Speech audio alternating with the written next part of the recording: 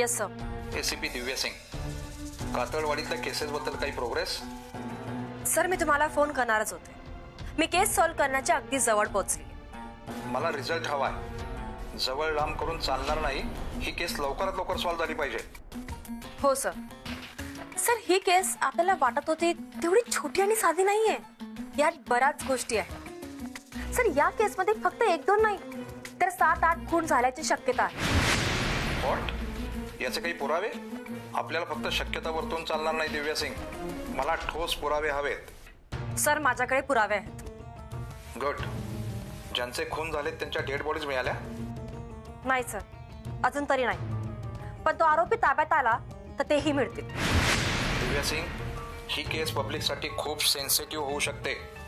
म्हणून कुठलंही पाऊल उचलण्याआधी नीट विचार करा. काही झालं तरी डिपार्टमेंटची बदनामी होता कामा नये. पुरावे असतील तर त्याची नीट खात्री करा. त्याशिवाय पुढे जाऊ नका. आणि जितके स्ट्रॉंग पुरावे मिळवता येतील तेवढे मिळवा. Yes sir, you don't worry. Sir ही केस पक्की फाईल होईल आणि यात कुठलीही कमी राहणार नाही हा माझा शब्द आहे. गुड. मला विश्वास आहे तुझ्यावर. Thank you sir. जय हिंद.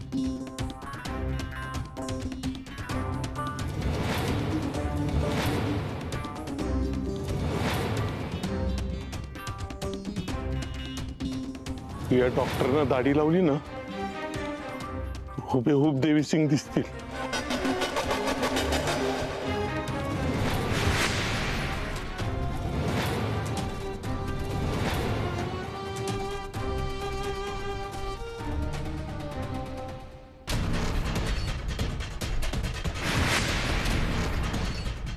या स्केचमध्ये आणि डॉक्टरांमध्ये काहीच सेम नाहीये. असं कसं?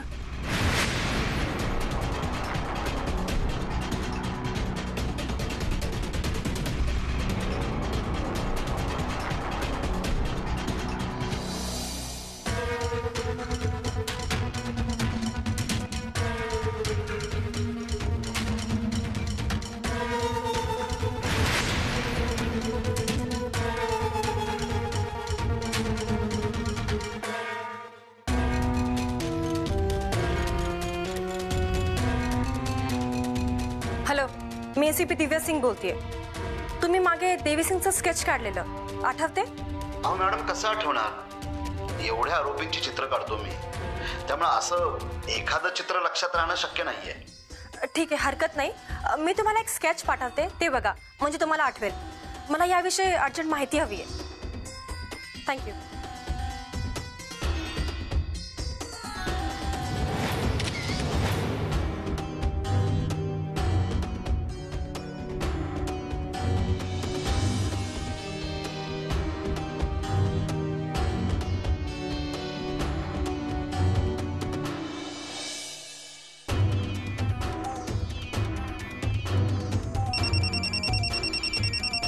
हॅलो, तुम्हाला आठवलं का? अहो हे स्केच तर मी काढलेलंच नाहीये. हे वेगळं स्केच आहे. मला हे स्केच बघून आठवलं, देवी सिंगचं हे स्केच आहे. ते असं नाहीये. मी काढलेलं स्केच वेगळंच होतं. ओके, तुमच्याकडे एक्स्ट्रा कॉपी आहे का? बघतो. शोधावी लागेल. बघून तुम्हाला कळवतो. प्लीज, हे खूप इम्पॉर्टंट आहे. मला लवकरात लवकर सांगा ना प्लीज. बघतो. थँक्यू.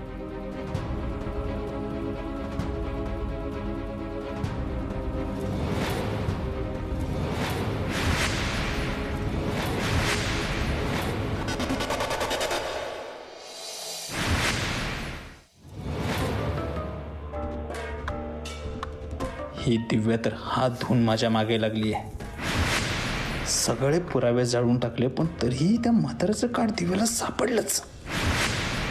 ही अशी चूक परत होता कामा नये. माझ्याकडून अजून एखादा पुरावा जरी सुटला ना तर सगळं संपलंच. मला चेक करायला हवं सगळं. रूपाच्या बाबतीत नाही, तिच्या बाबतीत कुठलाच पुरावा मागे ठेवला नाहीये मी. मग रेश्माच्या बाबतीत, मंजूच्या बाबतीत, संजू. हा संजूचा नंबर आणि हे ते लोकेशन. त्याचा मोबाईल या तारखेला या वाड्याच्या मागे बंद झाल्याचं दाखवत आहे आणि आज काही वेळापूर्वी हा मोबाईल चालू झाल्याचं दाखवत. हा खूप महत्त्वाचा पुरावा आहे. हा नष्ट नाही केला तर कधीही पोलिसांच्या हाती लागू शकतो आणि हा पुरावा जर पोलिसांच्या हाती लागला तर मी संपलो. हा पुरावा कायमचा संपवायला हवा.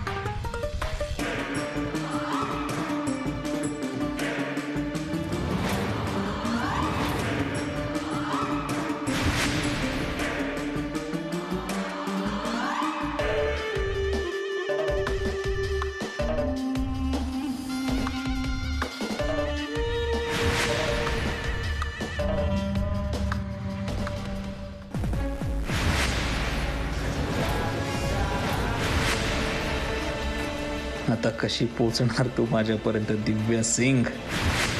आता सगळे रस्ते बंद.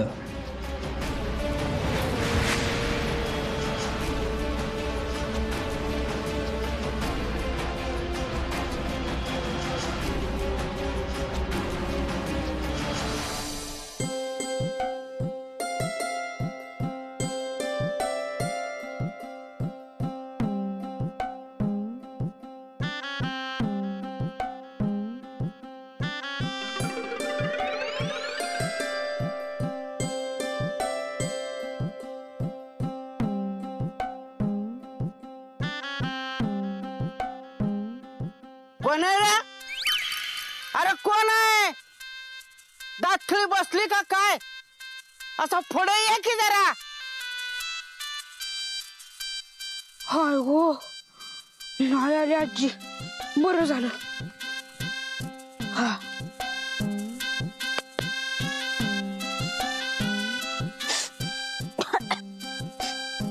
काय असतं तरी काय या मिसरीत? आजी तर रोजच मिसरी घासत असते.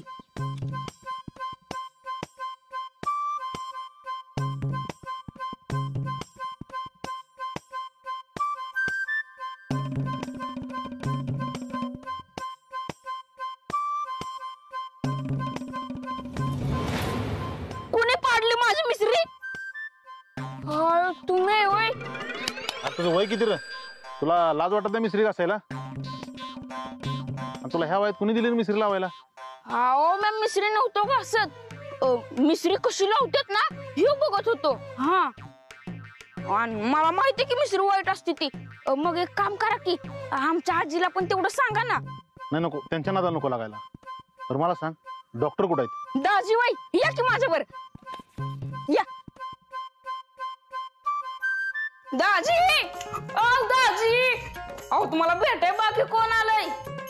दाजी, ओ दाजी, इथं नाही वाटतं. मी आलोच बघून. दाजी, ओ दाजी.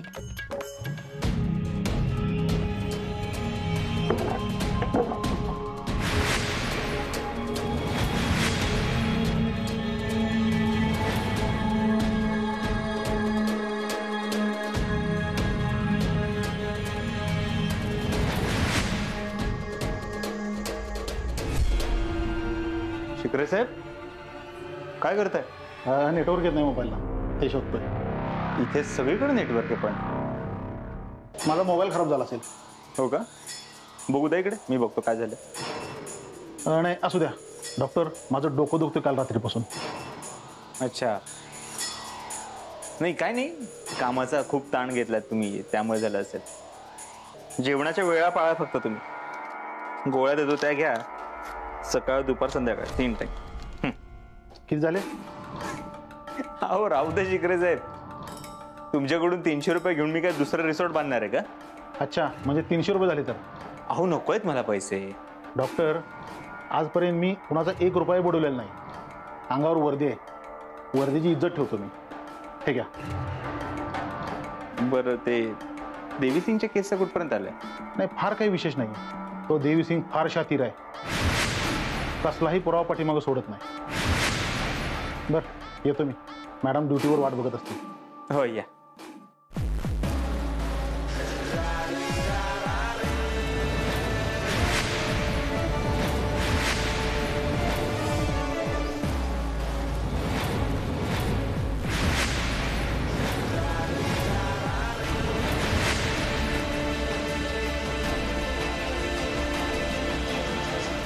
हा शिखर इथे नक्की डोकं दुखत होतं म्हणून आला होता की दुसरं काही कारण होतं? मला काहीतरी केलं पाहिजे. डॉक्टर डॉक्टर हो डॉक्टर हो डॉक्टर डॉक्टर डॉक्टर तुझ्या रूपाचं चांदणे पडलंय न मला भिजू द्या. माझं काळीच लागलंय नाचून गाणं वाजू द्या. गाणं वाजू द्या, गाणं वाजू द्या, गाणं वाजू द्या. शांत हो बजा. काय काय चाललंय तुमचं? कशाला हा तामझाम? हाय का डॉक्टर? अहो काय तामझाम म्हणून काय विचारता तुम्ही? तुमची हळद आहे म्हटल्यावर हळद वाजवायची आणि नाचून गाजवायची. कसं आहे एका भुकीतच. अहो डॉक्टर तुम्ही गावची शान आहे आणि तुमची हळद बी आणि तुमचं लगीन बी एकदम शानदार झालं पाहिजे. लोकांनी एकदम आ करून बघितलं पाहिजे, हाय ना डॉक्टर? तुम्ही बकस्ता बोला, 7-8 टायल्या घेऊन तू 7-8 डीजे लावतो आणि अख्ख्या तालुक्याचा कंटाळा बसवतो म्हणजे बसवतोस.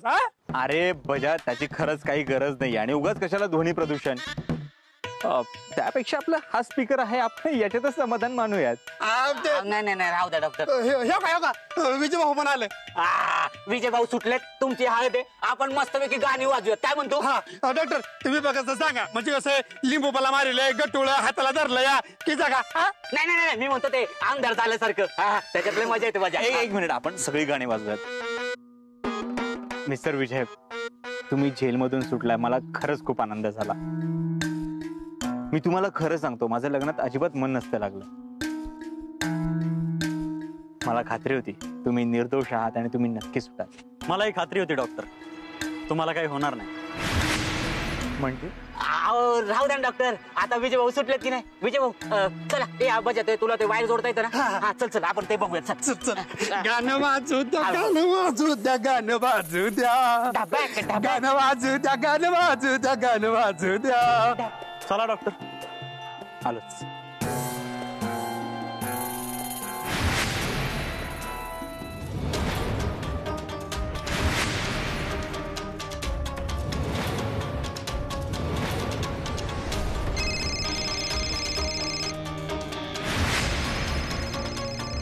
दिव्याचा फोन?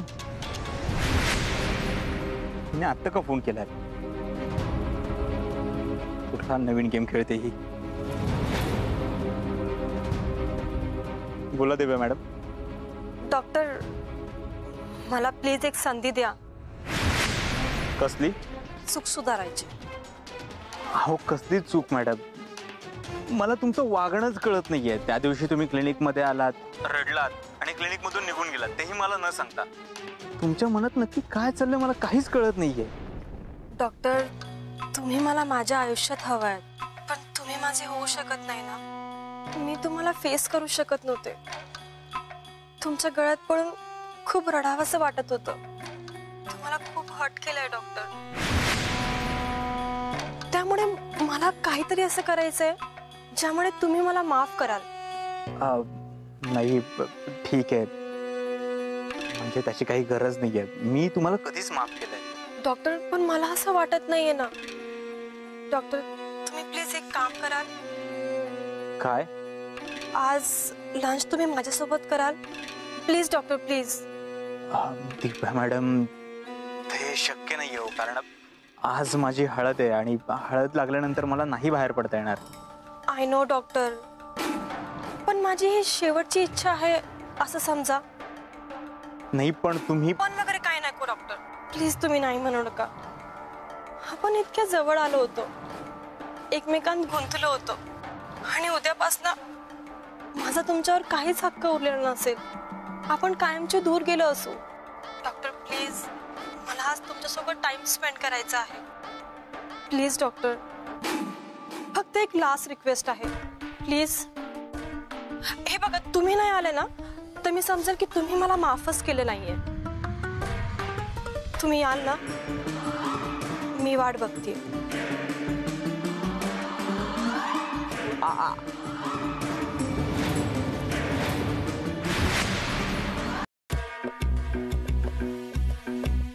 एक्सक्यूज मी,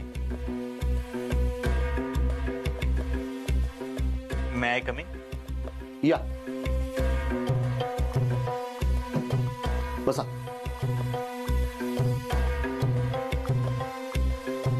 नमस्कार. नमस्ते. मी अजित, डॉक्टर अजित कुमार दे. ऍक्च्युली तुमच्याकडे एक महत्वाचं काम होतं म्हणून आलो. चहा घेणार? नाही सॉरी, मी चहा नाही घेत. एक चहा. बोला. हो, माझा एक मित्र आहे, डॉक्टर आहे, त्याचं एक क्लिनिक आहे. विचाराच्या बाबतीत खूप विचित्र प्रसंग घडलाय. म्हणजे मला अशी भीती वाटतेय की नैराश्यात येऊन तो आत्महत्या वगैरे करतोय की काय. त्यामुळे तुमची मदत हवी आहे म्हणून इथे आलोय. नक्की काय झालं कळेल का? सांगतो. त्याचं क्लिनिक आहे, त्याच्या क्लिनिकमध्ये एक पेशंट येत होती, रेश्मा तिचं नाव. हो, म्हणजे एक्स्ट्रा मॅरिटल अफेअर्स? नाही, असं नाहीये. पण तुम्ही एकदम असं कसं म्हणालात, एक्स्ट्रा मॅरिटल अफेअर? तुमचं असं काही आहे का? तसं काही असतं तर पर्सनल सेक्रेटरी ठेवण्याच्या ऐवजी या आजीबाईंना कामावर ठेवलं नसतं. ते जाऊ द्या, आपण कामाचं बोलू. तुम्ही त्या रेशमाचं काहीतरी बोलत होता? हो,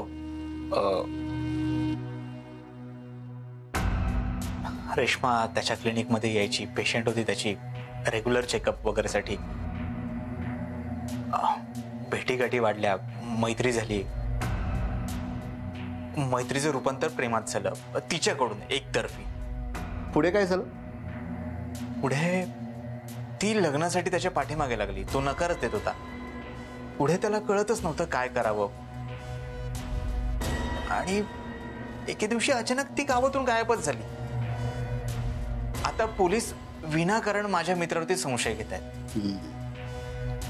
कदाचित तुमच्याच मित्रानं काही त्याचं बरं वाईट केलं नसेल.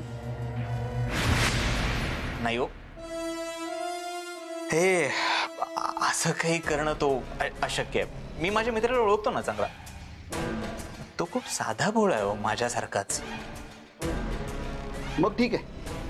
मग काही पुरावेच सापडणार नसतील तर तुमच्या मित्रावरचा आरोप सिद्धच नाही होणार. काळजी करू नका, बिंदास्त राहा. मी घेतो तुमची case. Thank you so much. Thank you so much साहेब. आणखी एक प्रॉब्लेम आहे. माझा मित्र आणखी एका केसमध्ये अडकलाय. म्हणजे बिचारा खूप क्रिटिकल कंडिशन मध्ये अडकलाय. अजून? हो. हो, थांबा. मुळात हीच केस कॉम्प्लिकेटेड आहे. बर, त्या रेशमाचं काय झालं हे आपल्याला आधी कळायला हवं. जर काही तिचं बरं वाईट झालं असेल तर तुमची सुटका नाही. माझी? तुमची म्हणजे तुमच्या मित्राची. या व्यतिरिक्त अजून काही जर त्यानं केलं असेल तर मग विचारायलाच नाही. आणि पोलिसांच्या हाती एखादा पुरावा सापडला तर जन्मठेप नक्कीच. आणि खून वगैरे जर सिद्ध झाला तर फाशीच.